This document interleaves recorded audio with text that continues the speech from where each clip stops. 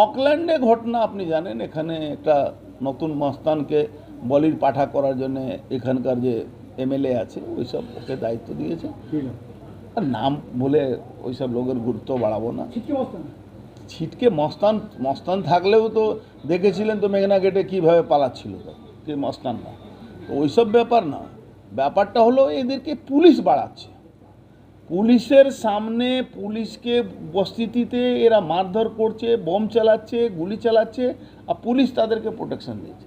Police নিজে একটা কেসে ওর নামে সিসিটিভিতে ওকে দেখছে কি ওর কাছে পিস্তল আছে, কোক করেছে, গুলি চালিয়েছে, সে কেস করেছে, তাকে অ্যারেস্ট করে।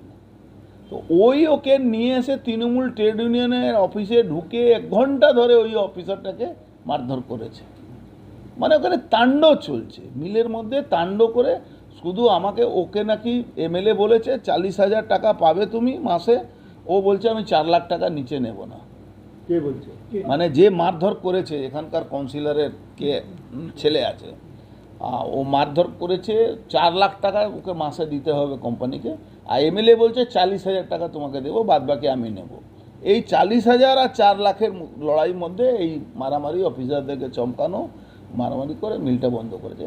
পশ্চিমবাংলা মমতা ব্যানার্জি সরকার একদম খুব চিন্তা ভাবনা করে জুট ইন্ডাস্ট্রিটাকে নষ্ট করছে।